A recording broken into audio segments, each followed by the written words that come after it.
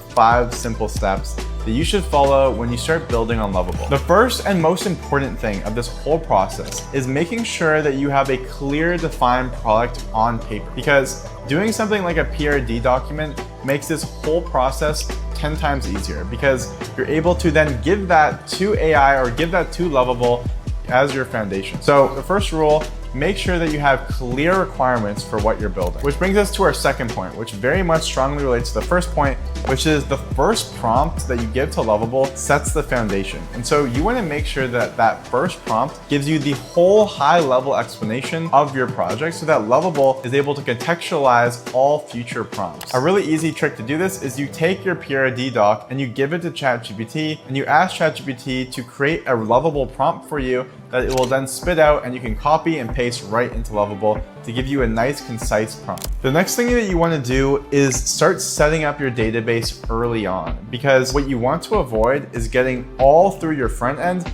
just to realize that you need to almost redo everything and connect things to the database. So you want to be doing this as you go, which means you need to set up your Supabase integration as soon as possible and start creating your different tables and role-level security. That way you can build the back end and the front end as you go, rather than completely separate and disconjointed. You then want to go and build out all the main screens, but make sure that you tell Lovable to link back to the proper table in your Supabase database.